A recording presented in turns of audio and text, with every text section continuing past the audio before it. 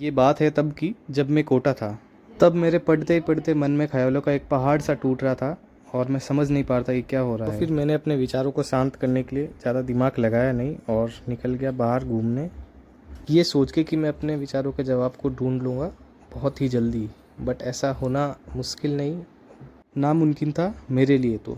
लेकिन फिर भी ये ज़िद्दी मन मानता कहाँ है। सोचा क्यों ना एक बार ट्राई कर लिया जाए।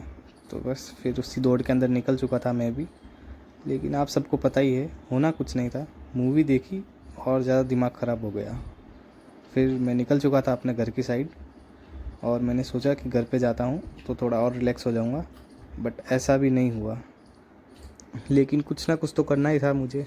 तो फिर बस मैं थोड़ा अपने आप को समय देने लग गया और बैठा रहा, ये सोचते कि कुछ ना कुछ तो करना ही है। कब होगा, क्या होगा, कैसे होगा, ये सवाल अभी भी मुझे सता रहे थे।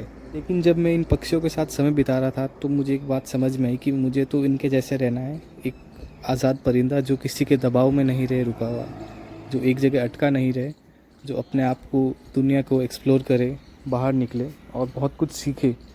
तो फिर आधे जवाब तो यहाँ मिल चुके थे कि अब तो कुछ ना कुछ कहीं ना कहीं निकलना ही है। बट ये समझ में नहीं आ रहा था कि कहाँ जाना है, तो इसलिए मैं बहुत ज़्यादा कंफ्यूज था। फिर मैंने सोचा कि क्यों ना अपने मन के विचारों को शांत करने के लिए वृंदावन ही जाया जाए। और उससे बेस्ट मुझे नहीं लगता कि कोई कुछ जगह हो सकती है मेरे लिए। तो फिर होना क्या था, मैंने लगाया महाराज जी को कॉल और उनसे पूछा कि आपको कब समय है कि आप मुझे अच्छे से वृंदावन एक्सप्लोर करवा सकते हो, उसके बारे में हर चीज़ बता सकते हो। तो फिर उन्होंने मुझे सीधे सीधे शब्दों में जवाब दे दिया था कि टाइम तो बिल्कुल भी नहीं है, बट जन्माष्टमी आ रही है तो क्यों ना आप जन्माष्टमी के टाइम आया जाए और वृंदावन मेरे साथ ही घूम लिया जाए। ऐसे ऑफ़र को मैं मना कर दूँ, ऐसा हो सकता है क्या? तो बस मैंने अपना बैग उठाया और निकल चुका था वृंदावन के लिए। गुड मॉर्निंग दोस्तों, कैसे हो आप सब। अभी मैं पहुंच चुका हूं अजमेर बस स्टेशन और अभी मेरी ये बस है जो जाने वाली मथुरा। इस बार क्या अनप्लान ट्रिप था पूरा, तो फिर टिकट्स और अवेलेबल ही नहीं हो पाए बसेस के, ना ही ट्रेन के मिल पाए। तो जस्ट ये बस है। अभी मैं पहुंचा हूँ यहाँ पे अजमेर और अब ये यहाँ से निकलेगी 12 बजे के आसपास और लगभग मेरे को 9 बजे तक पहुँचा देगी मथुरा। फिर मथुरा से मैं जाऊँगा वृंदावन। भयंकर गर्मी के साथ ये जंग है मेरी, पता नहीं क्या होगा यार। हालत ख़राब हो रही है अभी, क्योंकि मैं अभी मेड़ता से आया हूँ यहाँ पे।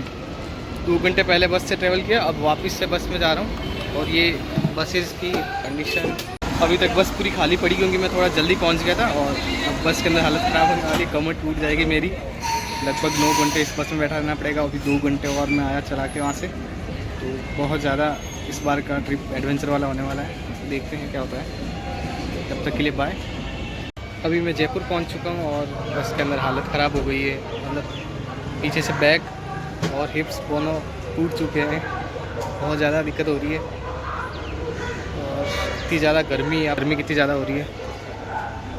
बस जब चल रही थी तब ऐसे ही बस रुकती है, वैसे पसीने से हालत ख़राब हो जाती है। मतलब पहली बार ये सफ़र किया है मैंने बस के अंदर, इतना तेज़ गर्मी के अंदर और इतना लंबा होने वाला है। अभी हालत ख़राब हो रही है। अभी रुका हूँ मैं यहाँ पे शॉप पे पैटीज़ लेने के लिए और फिर उसके बाद वापस बैठते हैं बस के अंदर।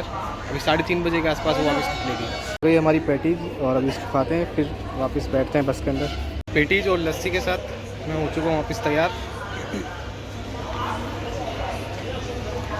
अभी जंग के मैदान में उतरने के लिए तैयार है हम।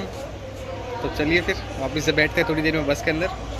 अभी आप सब लोग सोच रहे होंगे ना कि मैं इतनी गर्मी के अंदर ये क्यों बस के अंदर ट्रेवल कर रहा हूँ, ट्रेन में ही चला जाता। तो ट्रेन तो मिली नहीं मेरे को, 10 दिन पहले से ट्राई कर रहा हूँ टिकट्स की। बट जन्माष्टमी है तो उस चक्कर में सारी ट्रेन बुक है और मेरे को आज निकलना ज़रूरी था। और क्योंकि अगर आज नहीं निकलता ना तो फिर वो वृंदावन पे शायद एंट्री बंद हो जाती गाड़ियों की, और तो फिर मैं पहुँच ही नहीं पाता। वहाँ पे 4 किलोमीटर लगभग और पैदल चलना पड़ता मुझे।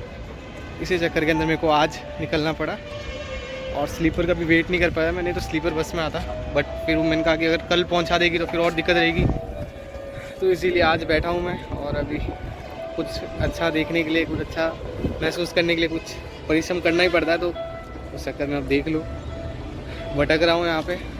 ये गर्मी कम थी क्या जो इस बस के अंदर भीड़ का भी सामना करना पड़ रहा है? अब मुझे लग रही थी बहुत तेज़ भूख, और भूख लगते लगते ही बस ने एक जगह स्टॉप ले लिया था कि खाना वाना कुछ खा ले लोग, इसीलिए। तो बस फिर मैंने ली कचौरी और खाना स्टार्ट किया। खाना ख़त्म हुआ नहीं था, उससे पहले बस का स्टॉप ख़त्म हो चुका था। तो फिर बस मैं वापस बैठ गया था और ये सफ़र शुरू हो चुका था मेरा, और फिर हमारी बस ने एक और स्टॉप ले लिया था भरतपुर के अंदर। ये इतने स्टॉप्स की वजह से बस में इतना ज़्यादा टाइम लग चुका था, इतना लंबा सफ़र हो चुका था कि मैं थक चुका था पूरा, और कुछ करने को भी नहीं था मेरे पास। हालत ख़राब होती जा रही थी, बट क्या कर सकते हैं। मेरे साथ क्या कुछ अजीब सा इंसिडेंट हो रहा है, मतलब जो भी आ रहे हैं ना यहाँ पे, वो सब ये इस बैग की वजह से पूछ रहे हैं कि आप टीटी तो नहीं हो कहीं पे। ये भैया भी हैं, ये भी इसीलिए यहीं रुके थे, ये भी यही पूछ रहे थे मेरे से। अब बस फिर से निकल चुकी थी और मैं और ज़्यादा थकता जा रहा था, क्योंकि जैसे जैसे रात हो रही थी वैसे वैसे मेरी थकान भी बढ़ती जा रही थी। तो दोस्तों मैं 12.5 घंटे का सफ़र हो चुका है लगभग, ये कंप्लीट करके आया हूँ मैं यहाँ पे मथुरा। अभी मथुरा से मेरे को जाने में लगेगा लगभग आधा घंटा। अभी तो ऑटो ढूंढना पड़ेगा, तो 45 मिनट के आसपास लग जाएंगे। बस के अंदर आना बहुत ज़्यादा मुश्किल है, हालत ख़राब हो गई बस में आते ही। पहले तो बहुत ज़्यादा हालत ख़राब हुई, फिर 2-3 घंटे लगा कि मतलब अब तो मौसम सही हो रहा है, तो फिर सही रहा मौसम, फिर उसके बाद में वापस हालत ख़राब होने लग गई। अभी देखो ऑटो मिलेगा, फिर निकलते हैं यहाँ से वृंदावन के लिए। काफ़ी ढूंढने के बाद मुझे एक ऑटो मिल ही चुका था जो मुझे वृंदावन छोड़ रहा था, और उसने बोला कि भैया 50 रुपये लेंगे वृंदावन छोड़ने के, क्योंकि रात बहुत ज़्यादा हो चुकी है। तो मैंने बोला कि भैया यार आप जो जल्दी छोड़ सको वो बात बताओ, पैसे की कोई दिक्कत नहीं है। तो फिर मैं बहुत ज़्यादा थक चुका था, तो हाथों हाथ बैठा ऑटो के अंदर और निकल चुका था वृंदावन के लिए।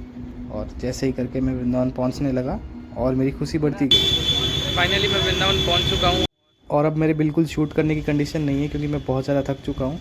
तो इसीलिए आज का व्लॉग यहीं ख़त्म करते हैं, और अब मिलते हैं नेक्स्ट व्लॉग के अंदर। जब तक के लिए बाय, राधे राधे।